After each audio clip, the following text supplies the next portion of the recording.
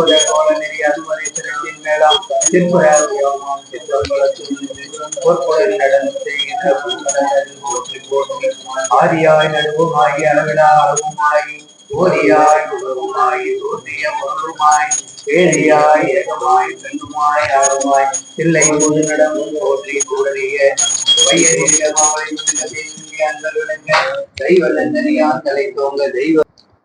மண்ணில் நல்ல வண்ணம் வாழலாம் வைகளும் எண்ணில் நல்லகதிக்கு யாதும் ஓர் குறைவில்லை கண்ணின் நல் அகுதுறும் கழுமல வளநக பெண்ணின் நல்லாளுடும் பெருந்தகை இருந்தது. சைவத்தின் மேல் சமயம் வேறு இல்லை, அதில் சார் சிவமாம் தெய்வத்தின் மேல் தெய்வம் இல்லெனும் நான்மறை செம்பொருள் வாய்மை வைத்த சீர்திரு தேவாரமும் திருவாசகம் உய்வை தரச் செய்த நால்வர் பொற்றாள் எம் உயிர் துணையே. எல்லாம் வல்ல நம்பெருமாண்டிய திருவருளை மனமொழி மெய்களால் வணங்கி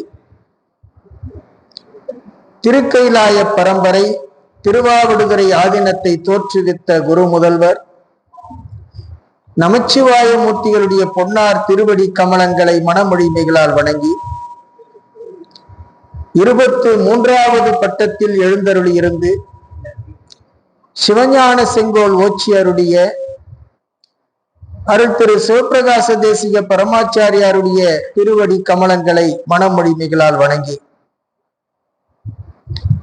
அடியனுடைய தீட்சா குரு மெய்ஞான வள்ளல் கு வைத்தியநாத ஈசான தேசிகரையா திருவடிகளை மனமொழி மெய்களால் வணங்கி அடியனுடைய வித்யா குருவாக விளங்குகின்ற தமிழாகம சால்பறிவார் மு செல்வநாதன் ஐயா மலரடிகளை மனமொழி மெய்களால் வணங்கி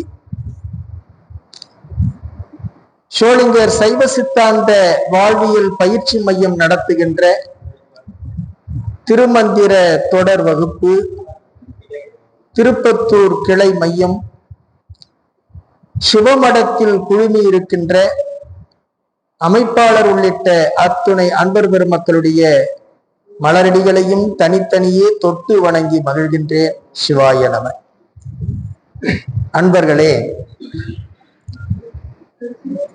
இந்த திருமந்திர தொடர் வகுப்பு இதுகாரும் 11 வகுப்புகள்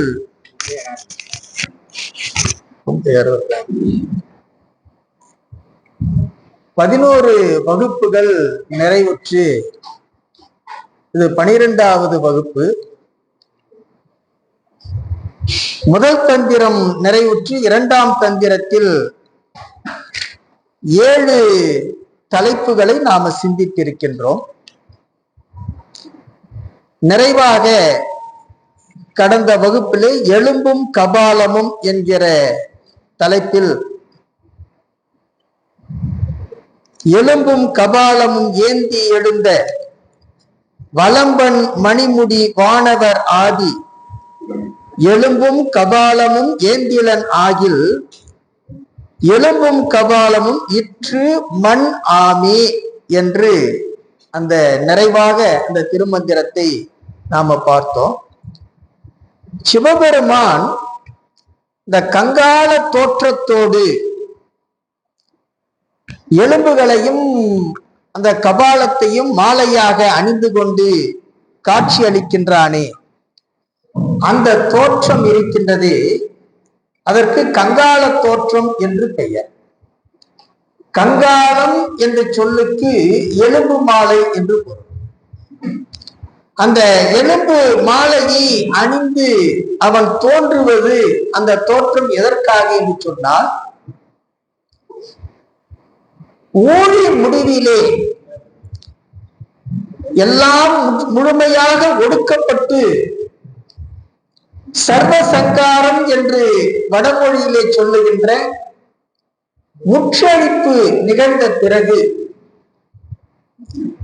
மீண்டும் அடுத்த ஒரு ஊழி தொடங்குகிறது.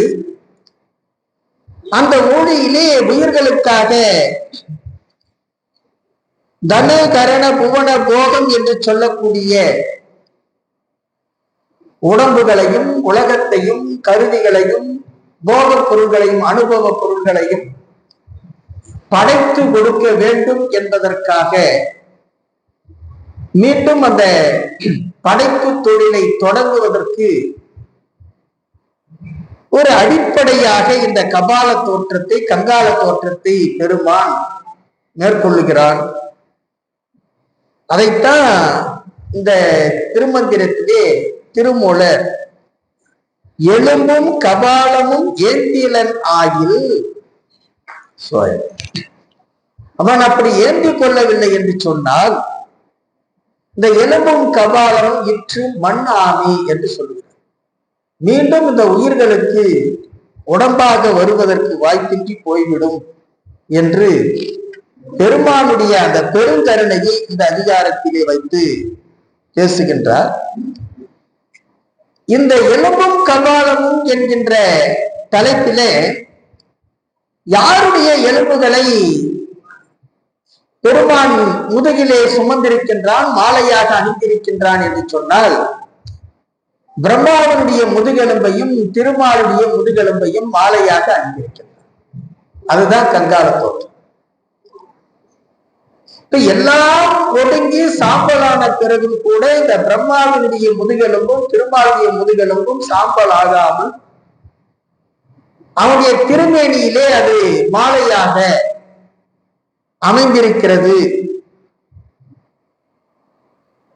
அதற்கு காரணம் என்ன என்று பார்க்கின்ற போது, இந்த இருவருக்கும் பெருமான் பெருங்கருணையோடு அவர்கள் ஆணவத்தோடு செயல்பட்டாலும் கூட அவ்வப்போது அவர்களுடைய ஆணவத்தை ஒடுக்கி அவர்களுக்கு படைப்பு தொழிலையும் காத்து தொழிலையும் அருளி பெருமான் பெருங்கருணை செய்கின்றான்.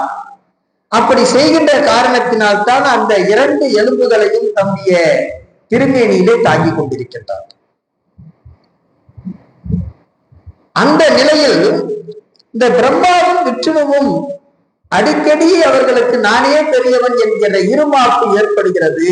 அந்த இருமாப்பு ஏற்படுகின்ற போதெல்லாம் அதனை அவர்கள் முன் தோன்றி அந்த அகந்தையை நீக்குபவனாக பெருமான் இருக்கின்றான். அந்த செய்தியை நம்முடைய திருமூல தேவநாயனார் அடிமுடி தேடல் என்கிற தலைப்பின் கீழ் ஒரு 10 திருமந்திரங்களை சொல்லி இருக்கிறார்.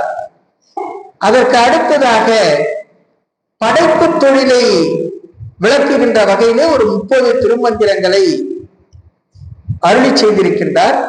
இந்த 40 திருமந்திரங்களையும் முற்று ஓதல் செய்துவிட்டு நாம் வகுப்பை சிந்திக்கலாம் என்று எண்ணுகின்றோம். அடிமுடி தேடல் என்கிற அதிகாரத்துல முதல் பாடல் பிரம்மனும் மாலும் என்று தொடங்கும். அதற்கு அடுத்த பாடல் 88வது எண்ணுடைய திருமந்திரம். உங்க புத்தகத்துல 88வது எண்ணுடைய திருமந்திரம். அடிமுடி காண்பார் அயன்மால் இருவர் என்று வரும். அது இந்த அதிகாரத்துல 2வது திருமந்திரம். அதனை தொடர்ந்து மற்ற திருமந்திரங்களை தொடர்ந்து முற்றோதல் செய்யும். இந்த அடிமுடி தேடல் ஒரு அற்புதமான ஒரு வரலாறு. பிறகு எடுத்திருக்கக்கூடிய இந்த ஆன்மாக்களுக்கு ஆணவ சார்பு இருக்கக்கூடாது என்பதை உணர்த்துகின்ற வகையிலே இந்த செய்தியை இங்கே திருமூலர் பதிவு செய்திருக்கின்றார். திருமுறைகளிலும் கூட நம்முடைய ஞானசம்பந்தருடைய தேவாரத்தில் எல்லா பதிகங்களிலும் 9வது பாடல் அடிமுடி தேடிய பாடலாக அமைந்திருக்கும். எல்லா திருப்பதிகங்களிலும் 8வது பாடல் ராவணனுடைய ஆணவத்தை அகற்றியதாகவும் 9வது பாடல் அடிமுடி தேடியத வரலாற்றை குறிப்பதாகவும் அமைந்திருக்கும். நம்முடைய அப்பர் பெருமான் லிங்க புராண திருக்குறுந்தொகை என்றே ஒரு தலைப்பில் இந்த செய்தியை தம்முடைய திருமுறையிலே தேவாரத்தில் வைத்திருக்கின்றார். இந்த நிகழ்வு நடந்ததாக சொல்லப்படுகின்ற இடம் திருவண்ணாமலை என்று சொல்லப்படுகிறது. அடிமுடி தேடிய இந்த நிகழ்வு நடந்த இடம் திருவண்ணாமலை என்று நம்முடைய தொல் கதைகள் சொல்லுகின்றன. பிரம்மனும் மாலும் பிராணே நான் என்ன, பிரம்மன் மால் தங்கள் தம் தேவைமையாலே பரமன் அனலாய் பறந்து முன் நிற்க அரண் அடி தேடி அரட்சி நின்றாரே என்று பேசுகிறார். பிரம்மனும் மாலும் இந்த முதல் அடியில பிராணே நானுன்னு இருக்கு இல்லையா, அத அப்படி கொஞ்சம் இடம் மாத்தி நானே பிரான் என்ன, நானே பிரான் என்ன, பிரம்மனும் மாலும் நானே பிரான் என்ன. அதாவது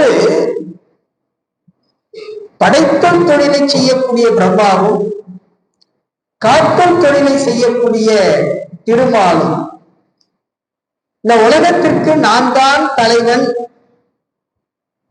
நான் தான் முதற்பொருள், நானே முழு முதற் கடவுள் என்று இந்த நானே நானே நானே என்கிற அந்த இருமாப்போடு அகந்தையோடு தன்முனைப்போடு ஒருவருக்கொருவர் முரண்பட்டு நிற்கின்றார். அப்படி முரண்பட்டு நிற்பது எதனால் என்று சொன்னால் அவர்களுடைய பேதைமையாலே, அறியாமையினால். பேதைமைன்னா அறியாமைன்னு அர்த்தம். அந்த அறியாமையின் காரணமாக, தங்களுடைய அறியாமையின் காரணமாக இப்படி நானே தலைவன் நானே தலைவன் என்று அவர்கள் இருவரும் முரண்பட்டு நிற்க, இந்த ஆணவத்தை போற்றுகின்ற வகையிலே அவர்களை தன்னிலைப்படுத்த வேண்டும் என்ற முனைப்போடு நம்முடைய பெருமான் என்ன செய்கிறான் என்று சொன்னால், அவர்கள் முன் அப்படியே அனல் பிழப்பாய் நிற்கின்றார். பரமன் அனலாய் பறந்து முன் நிற்க. பறந்து என்ற சொல்லுக்கு மிக விரிந்து அர்த்தம். அது எல்லையை காண முடியாத அளவுக்கு விரிந்து நிற்பதற்கு பெயர் பறந்து என்று பெயர். கடலுக்கு பறவை என்று இன்னொரு பெயர் உண்டு. ஏன்னா இந்த கரையில நின்று பார்த்து சொன்னா அந்த கரை எங்க இருக்குன்னு தெரியாது. எங்கு பார்த்தாலும் தண்ணீரால்தான் தெரியும். அதனால அதுக்கு பறவை என்று பெயர். கண்ணுக்கு எட்டிய தூரம் வரைக்கும் எது அதுவாகவே தெரிகிறதோ அதற்கு பெயர் பறவை. இப்ப பெருமான் அனல் பிழம்பாக நிற்கின்றான். அந்த அனல் பிழம்பு எது வரைக்கும் தெரியுதுன்னா எல்லையை பார்க்க முடியல. அப்படி பறந்து முன் நிற்க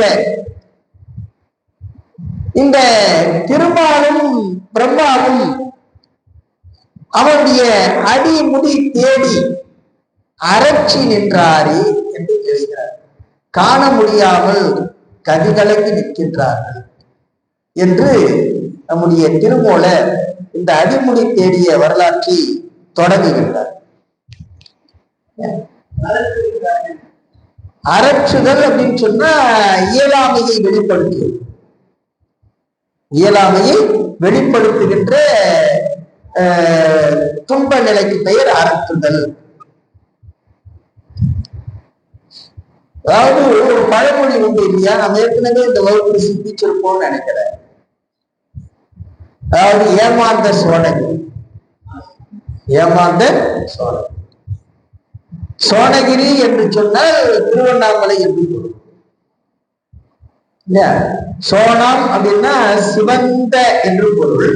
சோனாச்சலம் அப்படின்னா சிவந்த மலை, சிவந்த மலை. இப்ப நெருப்பு பிழம்பான சிவந்த மலையாக அது இருக்கிறதுனால அதுக்கு சோனாச்சலம், அருணகிரி என்றெல்லாம் பெயர். அந்த அந்த இடத்துல தான் இவர்கள் இருவரும் அடிமுடி தேடி ஏமாந்தார்கள் அதைத்தான் ஏமாந்த சோனகிரி.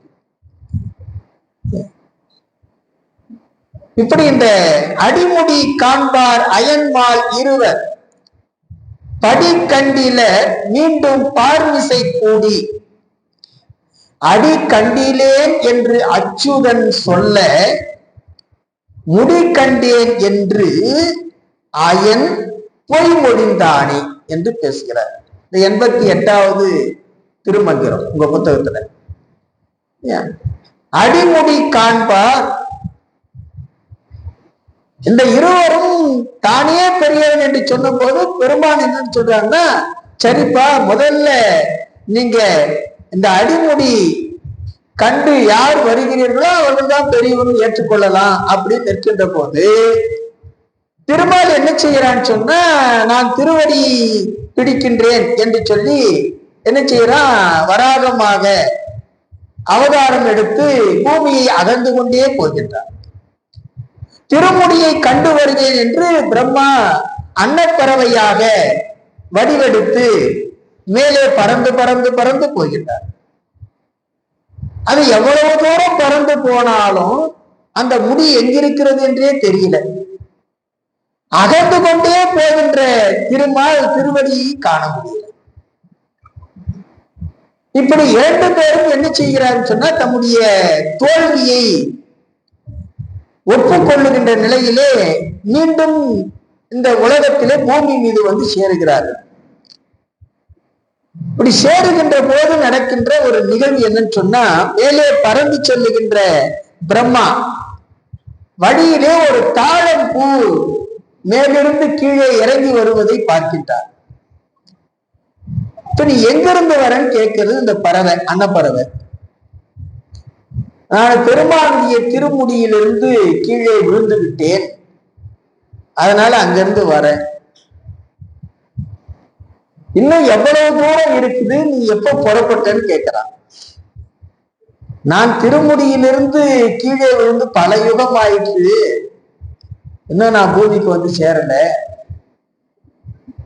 அப்ப நான் எவ்வளவு நாள் அங்க போக முடியும்? கொஞ்சம் சந்தேகம் தான் நீ போய் பார்க்கறது அப்படின்னு அந்த தாழம்பு சொன்னதான். சரி, நாம 2 பேரும் ஒரு அக்ரிமெண்ட் போட்டுக்கலாம், நாம ஒரு ஒப்பந்தம் போட்டுக்கலாம். நான் திருமுடியை பார்த்து என்னுடைய கைப்பட்டு தான் நீ கீழே விழுந்துன்னு சொல்லி கீழே வந்து நீ சாட்சி சொல்லணும் அப்படின்னு. அந்த தாழம்பூக்கு என்ன ஆச்சுன்னு தெரியல. பெருமானுடைய திருமுடியில் இருந்த தாழம்பு இப்படி ஒரு இடிநிலைக்கு வந்திருக்க கூடாது. இந்த பிரம்மா என்ன மாதிரி எல்லாம் அந்த தாழம்பூவை மயக்கி பேசினாருன்னு தெரியல. அது ஒத்துக்கிச்சு, அந்த தாழம்பூ ஒத்துக்கிட்டது.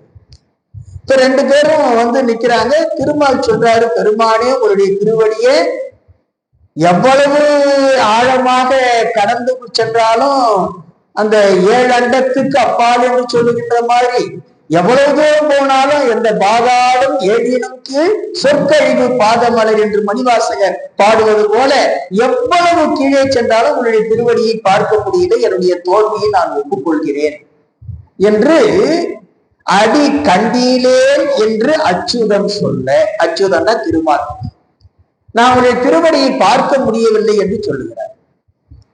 ஆனா பிரம்மா என்ன சொல்றான் அப்படின்னா, முடி கண்டேன் என்று, முடி கண்டேன் என்று, உங்களுடைய திருமுடியை நான் பார்த்துட்டேன், அவர் வேணா தோத்து போயிருக்கலாம், நான் உங்க திருமுடியை கண்டேன் என்று பொய் மொழிந்தார்.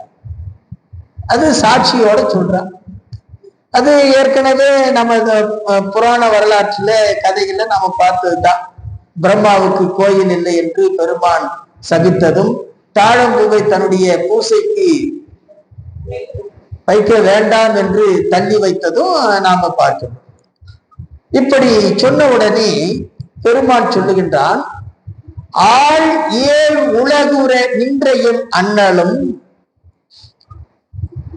ஆள் 7 உலகுற நின்றையும் அண்ணலும். ஆண் 7 உலகு அப்படிங்கிறது திருச்சி நாம பார்க்கின்ற போது ஆள் 7 உலகுற நின்றையும் அண்ணலும், தாழ் 7 உலகுற தடற்கிளம்பாய் நிற்கும் வான் ஏழ் உலகுறும் மாமணி கண்டனை யானே அறிந்தேன் அவன் ஆண்மையாளி என்று பேசுகிறார். அதாவது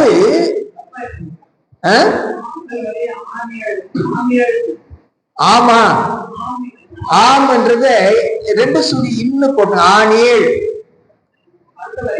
ஆமா, அடுத்தது தானேள். தாமேன் இருக்கா? தானேன்னு போட்டு அது ரெண்டு சுழி இல்லை. எதுல கடைசி வரியா? அது பரவாயில்ல. யானே அறிந்தேன் நானே அறிந்தேன், அது ஒண்ணும் பெரிய பொருள் வேறுபாடு இல்லை. ஆணேழ் உலகுற இன்றையும் அண்ணலும் தானேழ் உலகில் கடற்பிழம்பாய் நிற்கும் வான் ஏழ் உலகுறும் மாமணி கண்டனை யானே அறிந்தேன் அவன் ஆண்மையாளே என்று பேசுகிறார். அதாவது விரிந்து பறந்து இருக்கக்கூடிய எல்லா உலகங்களையும் கடந்து நுண்ணிய நிலையில் நிறைந்து நிற்கக்கூடியவன் யாருன்னா சிவபெருமான். அந்த சிவபெருமான் எல்லா உலகங்களையும் கடந்து அனற்பிழம்பாய் நின்று இருக்கின்றான். அப்படி அனற்பிழம்பாய் நிற்கக்கூடிய அந்த பெருமானை ஒருவரும் கண்டதில்லை, ஒருவரும் அறியவில்லை. ஆனா ஒருவரும் அறியாத அவனை நான் எல்லா இடத்திலும் காண்கின்றேன் என்று திருமூலர் பேசுகிறார். எல்லா இடத்திலும் நான் அவனை காண்கின்றேன். அப்படி காண்பது எதனால் அப்படின்னு சொன்னா அவன் ஆண்மையாளே. அவனுக்கு ஆட்சி செய்கின்ற முறையினால் தான் அவனை காண முடிகிறது என்று சொல்றார். அப்ப சிவபெருமானே தனக்கு தலைவன் என்று சொல்லி அவனுக்கு அடிமைத்திறம் கொண்டு எந்த ஒரு அடியார் அவனை காண வேண்டும் என்று எண்ணுகின்றாரோ அவரால் மட்டும்தான் பார்க்க முடியுமே தவிர வேறு ஒருவராலும் அறிய முடியாது என்று சொல்றார் இல்லையா? மற்றவர் அறியா மாணிக்க மலையை மதிப்பவர் மனம் அணி விளக்கு என்று சொல்லுகிறார். யாராலையும் பார்க்க முடியாத மாணிக்க மலை, ஆனா அவனை துதித்து வணங்கக்கூடியவர்களுக்கு அவர்களுடைய உள்ளத்திலேயே விளங்கக்கூடிய மணிவிளக்காக இருக்கின்றார். அதைத்தான் திருமூலர் சொல்லுகிறார். யான் அறிந்தேன் அவன் ஆண்மையாளே, அவன் அருளாலே அவன்தால் வணங்கி என்று மணிவாசக பெருந்தகை சொல்லுவது போல அவனுடைய அருள் இருக்கின்ற காரணத்தினால் அவனை யான் அறிந்தேன் என்று பேசுகிறார். அதற்கு அடுத்ததாக ஊனாய் உயிராய் உணர்வு அங்கியாய் முன்னம் சேனாய் வானோங்கும் திருவுருவே அண்ட தானுவும் ஞாயிறும் தன்மதியும் கடந்து ஆண் முழுது அண்டமும் ஆகி நின்றானே என்று பேசுகிறார். அப்போ இறைவன் எப்படி இருக்கிறான் என்று சொன்னால் இந்த உலகத்தில் இருக்கக்கூடிய எல்லா உயிர்களுக்கும் இயல்பாகவே பல உடம்புகளாகவும் அந்த உடம்புகளில் உள்ள உயிர்களாகவும் அந்த உயிர்களுக்கு உள்ள அறிவு ஒளியாகவும் விளங்கக்கூடியவன் யார் என்று சொன்னால் சிவபெருமான். அப்படி எல்லாவற்றிலும் விளங்கக்கூடிய அவர்களை சேனாய் வானோங்கும் திருவுருவே அண்ட தானுவும் ஞாயிறும் தன்மதியும் கடந்து என்று பேசுகிறார். இப்படி எல்லாமும் நிற்கக்கூடிய அந்த பெருமான் எல்லாவற்றையும் கடந்து 7 அண்டமும் ஆகி நிற்கின்றான் என்று பேசுகிறார். அப்ப சிவபெருமான் எங்கும் நீக்கமர நிறைந்திருக்கின்றான் என்ற உணர்வு நமக்கு வருமேயானால் அவனை நாம் பார்க்க முடியும். அதை விடுத்துவிட்டு நானே பெரியவன் என்ற உணர்வு இருக்கின்ற போது அவனை ஒருபோதும் அறிய முடியாது என்று திருமூலர் பேசுகிறார். அதற்கு அடுத்ததாக நின்றான். 2வது வரியில சொல்லுங்க. சேனாய் வானோங்கும் திருவுருவே, வான் ஓங்கு திருவுருவே, வான் ஓங்கும் திருவுருவே. இல்ல திருவுருவே அப்படின்னு மாத்தி.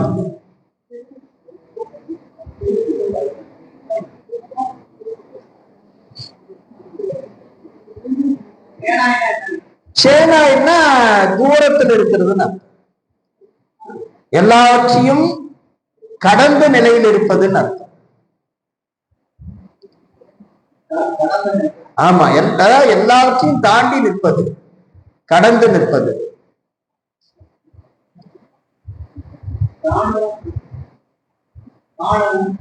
தானுவும் தானுன்னா பெருமான். பெருமானுக்கு இன்னொரு பெயர் என்னது? இப்படி இந்த அண்டத்தை கடந்து நிற்கக்கூடியவன் அண்டத்தை மட்டும் கடந்து நிற்கல, ஞாயிறும் தன்னதியும் கடந்து நிற்கின்றான். சூரிய சந்திரர்களையும் கூட கடந்து நிற்கின்ற நிலையில் இருக்கின்றான். ஆக சூரிய சந்திர மண்டலங்களை எல்லாம் கடந்து தன்னால் ஆளப்படுகின்ற இந்த அண்டம் முழுவதும் ஊடுருவி நிற்கின்றான் என்று சொல்லுகிறார். இந்த அண்டம் முழுவதும் ஊடுருவி நிற்கின்றான் என்று சொல்லுகிறார். அப்போ எல்லாமே அவனுடைய வியாபகம். அந்த வியாபகத்துக்குள்ளதான் நாம அடங்கி நிற்கின்றோம். அந்த வியாபகத்துக்குள்ள அடங்கி நிற்கக்கூடிய திருமாலும் பிரம்மனும் நானே பெரியவன் என்று எண்ணும் போது அவனை எப்படி பார்க்க முடியும்? ஒருபோதும் பார்க்க முடியாது என்று சொல்லுகிறார். அதற்கடுத்தது, நின்றான் நிலம் முழுது அண்டத்துள் நீலியன் அன்றே அவன் வடிவு அஞ்சினர் ஆய்ந்தது சென்றார் இருவர் திருமுடி நேர்ச்செல நன்றான் கடலடி நாடவண்ணாதி என்று பேசுகிறார். நின்றான் நிலம் முழுது அண்டத்துள் நீலியன். சிவபெருமான் எப்படி நிற்கிறான்னு சொன்னா, மண்ணும் விண்ணும் ஆகிய இந்த உலகம் முழுவதும் நின்றும் வளர்ந்தும் நிற்கின்றான். வளர்ந்தும் நிற்கின்றான்.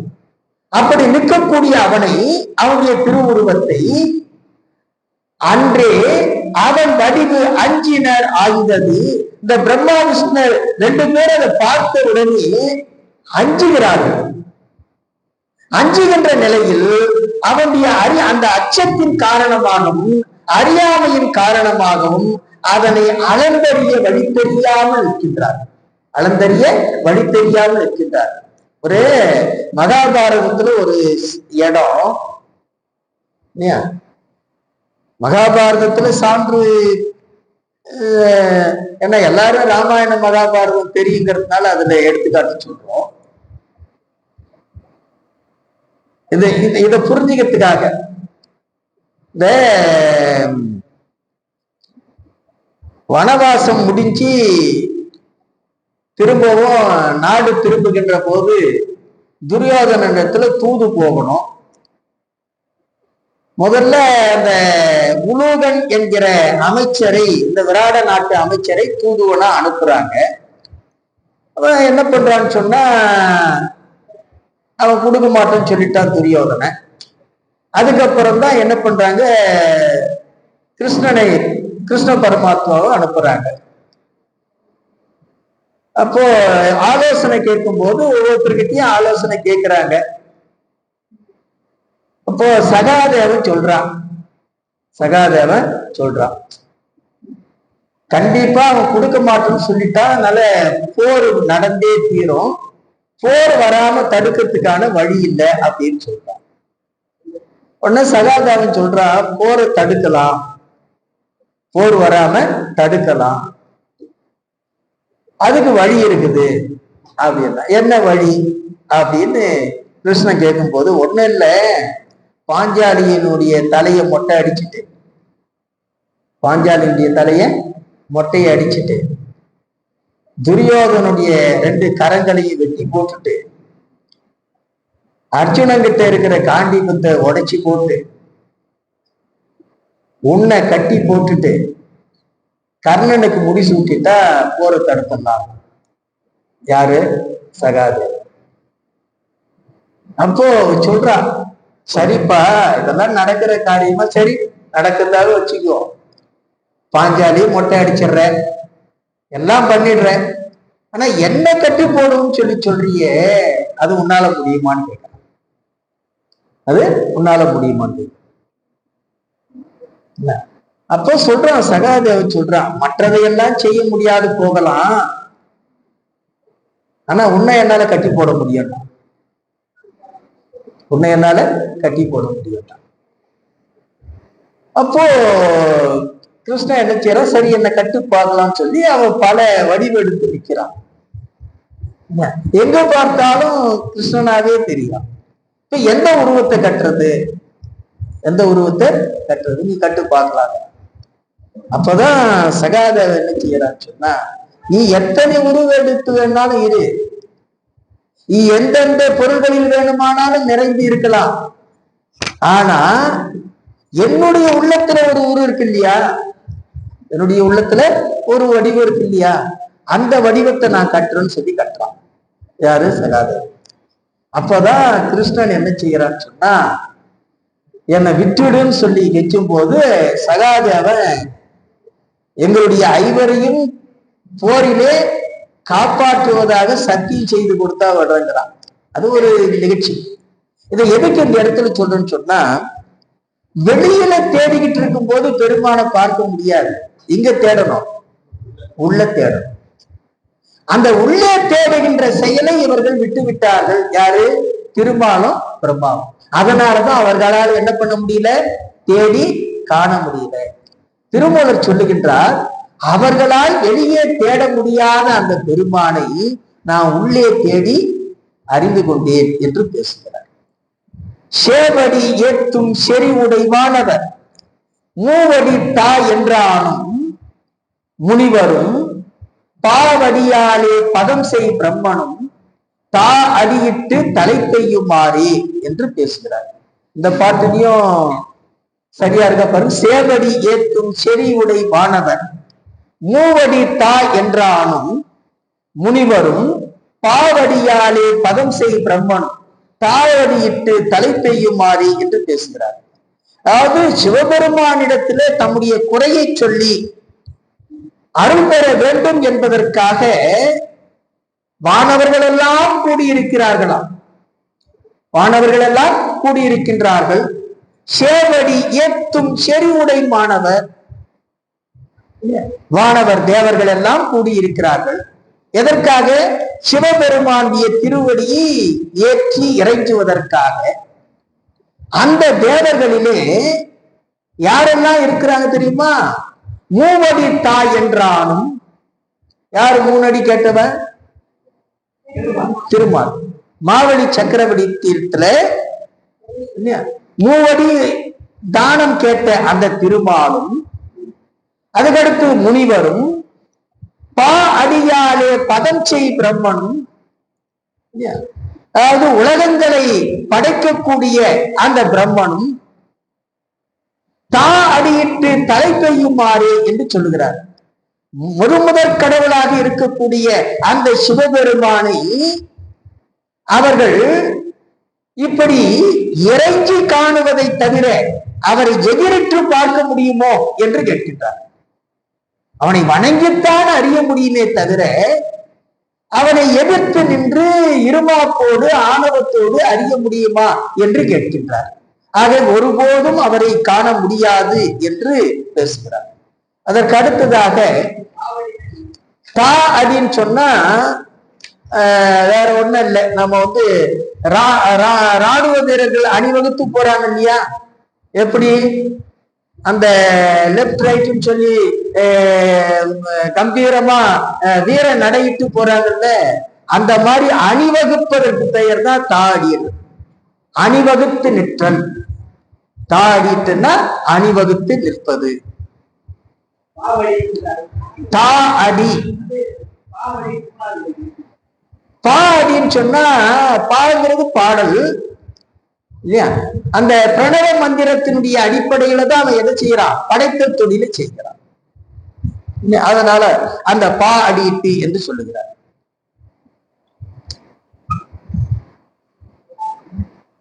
அடுத்து போகலாமா? அதற்கு அடுத்ததாக காண கமலத்திருந்த சதுமுகன். மான கருங்கடல் வாழி தலைவனும் ஊனத்தின் உள்ளே உயிர் போல் உணர்கின்ற தான பெரும்பொருள் தன்மையதாமி என்று பேசுகிறார். இந்த முதல் அடியில கொஞ்சம் கொண்டு கூட்டிக்கிங்க. தான கமலத்திருந்த சதுமுகன் இருக்கு இல்லையா, அத கமலத்தானத்து இருந்த சதுமுகன்.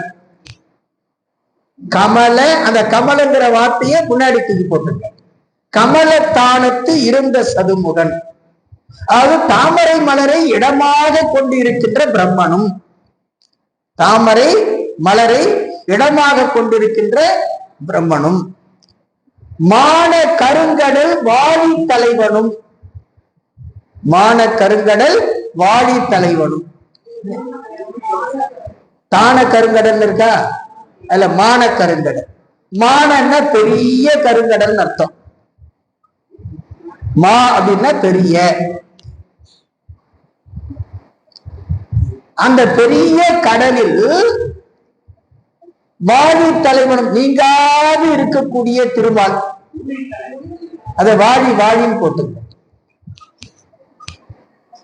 ஊழி தலைவன் யாருன்னா சிவபெருமான் தான். அவன் எப்படி ஊழி தலைவன் ஆக முடியும்? வாழி தலைவன் அப்படின்னா கருங்கடலில் பார்க்கடலில் நீங்காது இருக்கின்ற திருமால். அந்த திருமாலும் ஊனத்தின் உள்ளே உயிர் போல் உணர்கின்ற, ஊனத்தின் உள்ளே, இங்க ஊனம் அப்படின்னு சொன்னா உடம்புன்னு அர்த்தம் இல்லையா, இந்த உடம்புக்குள்ளே இருக்கின்ற உயிர் போல கருதி இல்லையா, உடம்புக்குள்ள உயிர் இருக்கிறது, உடம்புக்குள்ள உயிர் இருக்கிறது என்பதை நாம் உணர்ந்து கொள்வது போல உயிருக்குள்ளே இறைவன் இருக்கிறான் என்று நாம் என்ன செய்யணும்? உள்க வேண்டும், தியானிக்க வேண்டும். அதுக்கு ஒரு ஓமையா சொல்றாரு. ஊனத்தின் உள்ளே உயிர் போல உணர்கின்ற தான பொருள் அண்மையதாமி என்று பேசுகிறார். தான பொருள் அண்மையதாமி என்று பேசுகிறார். இல்ல, இங்க தானம் அப்படின்னு சொன்னா தானே பெரும்பொருள் இருக்கா? ஆமா, பெரும்பொருள் அண்மையதாமி இருக்கு இல்லையா, தன்மையதாமி அப்படின்னு. பொருள் அண்மையது எல்லாம் இருக்கா? சரி, ஒரே ஒரே ஒரே நிமிஷம், ஒரே நிமிஷம்.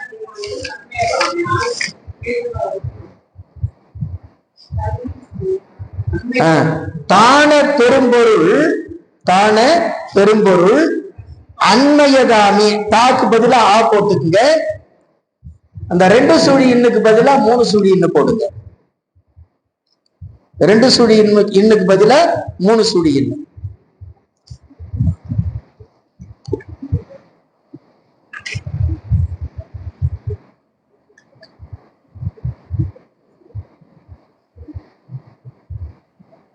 அப்போ என்ன சொல்கிறாங்க? தான பெரும்பொருள் அப்படின்னு சொன்னா, இங்க தானம்ங்கிறது மேல இருக்கக்கூடிய ஊனம் மானம்ங்கிற எதுகை நோக்கி அப்படி சொல்லி இருக்கிறாங்க. இங்க தானம்னா தியான அப்படிங்கிற பொருள். தியானம்னா உள்குதல்னு அர்த்தம். தியானம்னா உள்குதல். அது உள்ளத்திலே உள்கத்தக்க தியானிக்கக்கூடிய பெரும்பொருள் யாரு? சிவபெருமான். தியானிப்பதற்குரிய அந்த பெரும்பொருளை வெளியில தேடி நம்முடைய புறக்கண்ணுல பார்க்கணும்னு நினைச்சா பார்க்க முடியுமா என்று கேட்கிறார். உள்ளத்திலே தியானித்து தியானித்து அந்த தியானத்தின் வாயிலாக பெருமானை காண வேண்டுமே தவிர அகப்பூசையின் வாயிலாக உள்ளே உணர வேண்டிய அந்த பெரும்பொருளை வெளியே புறக்கண்ணால் பார்த்து விட முடியுமா என்று கேட்கிறார். அப்போ அந்த பெரும் பொருள் அண்மையதாமி. அண்மையதுன்னு சொன்னா தூரத்துது, நம்மால புறக்கண்ணால பார்க்க முடியாது, பார்க்க முடியாத தூரத்துல இருப்பது என்று சொல்லுகிறார். அதற்கு அடுத்த பாட்டு இது கூட நிறைய உங்களுக்கு அந்த எழுத்துப்பிழை வரும். அதாவது ஆலிங்கனம் செய்து எழுந்த பரஞ்சுடர், ஆலிங்கனம் செய்து எழுந்த பரஞ்சுடர் மேலிங்கன் வைத்ததோர் மெய்நறி முன்னம் கண்டு. ஓலிங்கனம் செய்து உலகம் வலம் வரும், கோலிங்கு அமைஞ்சு அருள் கூடலும் ஆமி என்று பேசுகிறார். கோலிங்கு அமைஞ்சு அருள் கூடலும் ஆமி என்று பேசுகிறார். மூன்றாவது அடியில ஆலிங்கனம் இருக்கு இல்லையா, அந்த ஆளுக்கு பதிலா ஓ போட்டுக்குங்க.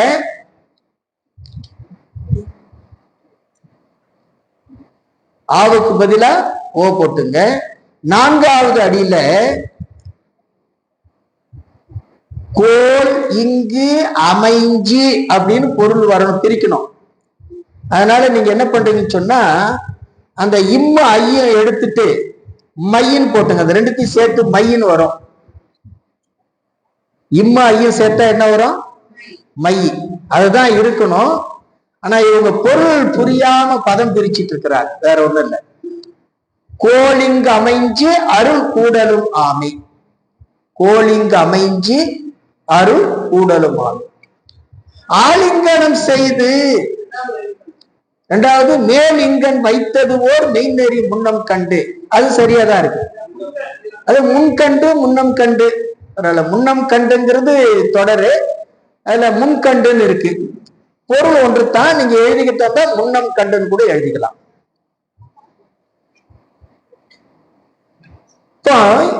பெருமான் எப்படி இருக்கிறான் அப்படின்னு சொன்னா, ஆலிங்கனம் செய்து எழுந்த பரஞ்சுடர் இந்த எல்லா அண்டங்களையும் 224 புவனங்களையும் அப்படியே அரவணைத்து எழுந்திருக்கக்கூடியவன் யாரு? சிவபெருமான். ஆலிங்கனம் சொன்னா அணைத்திருப்பதுன்னு அர்த்தம், அரவணைத்திருப்பதுன்னு அர்த்தம். சிவபெருமானுடைய திருவணைப்புல தான் என்ன இருக்குது? இந்த உலகம் எல்லாம் இருக்கிறது. அப்படி எல்லா உலகங்களையும் அணைத்து எழுந்த அந்த பரஞ்சுடர், அதன் பிறகு பரஞ்சுடர் சொன்னா சிவபெருமான் அர்த்தம், சிவஜோதி. மேலிங்கன் வைத்ததோர் முன் மெய்நறி முன்னம் கண்டு, அந்த பிரம்மாவினாலும் விஷ்ணுவினாலும் அடிமுடி அறியப்பட முடியாத அந்த நிலைமையை காட்டி நிலை பெற செய்திருக்கக்கூடிய அந்த மெய்நெறி எதுன்னு சொன்னா சிவநெறி. மெய்நெறினா என்ன? சிவநெறி. அந்த சிவநெறியை முன்னம் கண்டு, முன்னர் அறிந்து, ஓலிங்கனம் செய்து, இல்ல ஓலன்னா முறையிடுதல் அர்த்தம். பெருமானிடத்துல ஒரு வழிபட்டு அவனிடத்துல முறையிட்டு இந்த உலகம் முழுவதும் என்ன செய்கிறதுன்னு சொன்னா வழிபடுகின்ற நிலை இருக்கிறதே. இந்த உலகம் எதை வழிபடுகிறது அப்படின்னு சொன்னா சொல்றாரு திருமூலரு, கோல் இங்கு அமைஞ்சு அருள் கூடலும் ஆமி அப்படின்னு பிரிக்கணும். அத கோலுன்னா லிங்கம்னு அர்த்தம். கோலுன்னா என்ன? லிங்கம். இங்கு இவ்விடத்தில் அமைஞ்சு அமைத்து அருள் கூடலும் ஆமி. உலகத்தில் இருக்கக்கூடிய இந்த மக்கள் இருக்கிறார்களே, இவர்கள் என்ன செய்யணும் தெரியுமா? இந்த உலக பயனை கருதாமல் அவனுடைய அருளை பெற வேண்டும் என்பதற்காக அந்த சிவலிங்க வடிவை அமைத்து வழிபாடு செய்து அவனுடைய அருளோடு நாம் கூட வேண்டும் என்று சொல்லுகிறார். கோல் என்று சொன்னால் சிவலிங்கம். கோல் இங்கு அமைஞ்சு, அமைஞ்சுன்னா அமைத்து, அருள் கூடலும் ஆமி என்று பொருள் கொள்ளணும். அப்போ பிரம்மாவும் விஷ்ணுவும் தேடி காண முடியாத அந்த அடிமுடி காண முடியாத அந்த உயர்ந்து இருக்கக்கூடிய எல்லா உலகங்களையும் அனைத்து எழுந்திருக்கக்கூடிய அந்த பரஞ்சுடரை சிவநெறியில் நின்று உலக வாழ்வை, உலக பயனை கருதாமல் அவனுடைய அருளை வேண்டி நின்று சிவலிங்க வடிவை தொழுது வணங்கி அவனுடைய அருளை பெறலாம் என்று நம்முடைய திருமூலர் பேசுகிறார். அப்போ அடிமுடி தேடிய நிகழ்ச்சியால் ஒரு பயனும் விளையாது, அவனை காண முடியாது. அதிலிருந்து நாம் உணர்ந்து கொள்ள வேண்டிய பயன் என்னன்னு சொன்னா, அப்படியெல்லாம் புறத்தே அவனை பார்க்க முடியாது, அகத்தே தான் பார்க்க முடியும். அதற்கு அவனுடைய அருளை பெறுவதற்கு நமக்கு புறத்தில் இருக்கக்கூடிய வடிவம் எதுன்னு சொன்னா சிவலிங்க வடிவம் என்று பேசுகிறார். அதற்கு அடுத்ததாக வாழ் கொடுத்தானை வழிபட்ட தேவர்கள் ஆள் கொடுத்து எம்போல் அரணை அறிகிலர். கோல் கொடுத்து இன்பம் கொடுத்து கோலாக தன் தாழ் கொடுத்தான் அடி சாரகிலாரி என்று அற்புதமாக பேசுகிறார். அதாவது வாழ்வொடுத்தானை வழிபட்ட தேவர்கள் ஆள் கொடுத்து எம்போல் அரணை அறிகிறார். அரசனைன்னு இருக்கும் இல்லையா, என்ன இருக்குன்னா அரணை அறிகிறார். அதே மாதிரி ஆள் கொடுத்துன்னு இருக்கு பாரு மூன்றாவது அடியில, அது கோல் கொடுத்து. என்ன கொடுத்து? கோல் கொடுத்து. கோல் அப்படின்னு சொன்னா கொல்லப்படும் பொருள்னு அர்த்தம் இல்லையா. நமக்கு பொருளாக எதை கொடுக்கிறான்னு சொன்னா அவனுடைய திருவடியை கொடுக்கிறான்னு அர்த்தம். கோல் கொடுத்து இன்பம் கொடுத்து கோலாக தன் தாழ் கொடுத்தான் அடி சாரகிலாரி என்று பேசுகிறார். இப்ப தேவர்கள் எல்லாம் அவனை தேடி தேடி வழிபாடு செய்கிறார்கள், ஆனால் அவனை அறிய முடியவில்லை என்று அரற்றுகிறார். அதற்கு காரணம் என்ன? வாழ்வொடுத்தானை வழிபட்ட தேவர்கள். சிவபெருமான் ரொம்ப பெருங்கருணையால அவனை திட்டினவர்களுக்கு கூட அருளை கொடுக்கக்கூடியவன். திட்டினவர்களுக்கு கூட என்ன பண்ணுவான்? அருளை கொடுக்கக்கூடியவன். கைலாயத்தையே பெயர்த்தி எடுத்தான் ராவணன். ஆனா அந்த ராவணனுக்கு கூட அருள் கொடுத்து யாராலும் வெல்ல முடியாத வாளையும் கொடுக்கிறான் இல்லையா. அப்படி கொடுக்கக்கூடிய அந்த பெருமானை வழிபட்ட தேவர்கள் அவனை அறிய முடியவில்லை என்று அரற்றுகிறார்களே, அதுக்கு என்ன தெரியுமா காரணம்? எம்போல் ஆள் கொடுத்து அரணை அறிகினர். என்ன அவனுக்கு முழுமையாக கொடுத்துட்ட. யாருக்கு? சிவபெருமானுக்கு. அதனால அறிய முடிகிறது. ஆனா எந்த தேவரும் தன்னை முழுமையாக பெருமானிடத்துல ஒப்படைக்கவில்லை. அவங்க சுகத்துக்காகத்தான் அவனுடைய அருளை நாடுகிறார்களே தவிர அவனுடைய திருவடிக்காக நாடவில்லை. அதனால அவர்களால அறிய முடியவில்லை. சிவபெருமான் எப்படிப்பட்டவன் தெரியுமா? கோல் கொடுத்து இன்பம் கொடுத்து. கோல் அப்படின்னா கொடுக்கக்கூடிய பொருள், கொடுக்கக்கூடிய பொருளாக தன்னுடைய திருவடியை கொடுத்து, அந்த திருவடியை கொடுத்தது மட்டும் இல்லாமல் அந்த திருவடி இன்பத்தை கொடுத்து ஆட்கொள்ளுகின்ற அந்த பெருமானிய திருவடியை சாரகிலாரே அவர்கள் சார்ந்து இருப்பவர்களாக இல்லையே என்று நம்முடைய திருமூலர் பேசுகிறார். மிக அற்புதமாக இந்த வானவர்களுடைய நிலையை வைத்து பேசுகின்றார். நிறைவு பாடல். ஊழி வளம் செய்து அங்கு ஓடும் ஒருவர்க்கு வாழி சதுமுகன் வந்து வெளிப்படும் வீழி தலைநீர் விதித்து எனும் விதித்து அது எனும் ஊழி கதிரோன் ஒளியை வென்றானே என்று பேசுகிறார். சிவபெருமான் பிரளய வெள்ளத்துல எல்லாம் ஒடுங்கிய நிலையில இந்த ஆளிலை மேல் மிதந்து வரக்கூடிய திருமால், இனி என்ன செய்வது என்று தெரியாமல் தவித்துக் கொண்டிருக்கக்கூடிய அந்த திருமாலுக்கு பெருமான் என்ன செய்கிறான் சொன்னா, வாழி சதுமுகன் வந்து வெளிப்படும் அந்த திருமாலையும் அந்த திருமாலுடைய தொப்புள் கொடியிலிருந்து தோன்றுகின்ற அந்த பிரம்மனையும் சிவபெருமான் கருணையோடு பார்த்து ஊழி கதிரோன் ஒளியை வென்றானி வீடி தலைநீர் விதித்தது காயனும் என்று சொல்லுகிறார். ஊழி காலத்தில் எரிகின்ற அந்த சூரியனது ஒளியை வென்ற திருமேனியை உடைய சிவபெருமான் அந்த இரண்டு பேரையும் பார்த்து, யாரு? திருமாலையும் பிரம்மாவையும் பார்த்து விதித்து அது எனும் என்று சொல்லுகிறார். மீண்டும் இந்த உலகை படைக்கின்ற தொழிலையும் படைத்ததை காக்கின்ற தொழிலையும் செய்யுங்கள் என்று அவர்களுக்கு அருள்பாலிக்கின்றார். சிவபெருமான் அருள்பாலிக்கவில்லை என்று சொன்னால் பிரம்மாவினால் படைக்கவும் முடியாது, திருமாலால் காக்கவும் முடியாது. ஆகவே இந்த நிறைவு திருமந்திரத்துல அடுத்து வரக்கூடிய படைத்தல் தொழிலுக்கும் காத்தல் தொழிலுக்கும் ஒடுக்குதல் தொழிலுக்கும் ஆகிய அந்த முத்தொழிலுக்கும் உரிய செயலை ஒரு முத்தாய்ப்பாக தொடக்கமாக இந்த பாட்டிலே வைத்து சொல்லுகின்றார். அடுத்து வரக்கூடிய அதிகாரத்திற்கு முன்னுரையாக இந்த பாடல் அமைந்திருக்கிறது. ஆக திருமாலையும் பிரம்மாவையும் பெருங்கருணையோடு ஆட்கொண்டு பிரம்மாவுக்கு படைத்தல் தொழிலையும் திருமாலுக்கு காத்தல் தொழிலையும் செய்யுமாறு அவர்களுக்கு அந்த அதிகாரத்தை கொடுத்து அருள்பாலிக்கின்றான் சிவபெருமான் என்று இந்த அடிமுடி தேடிய வரலாற்றை திருமூலர் நிறைவு செய்கின்றார். இப்ப அதற்கு அடுத்த அதிகாரம் படைத்தல். அடுத்த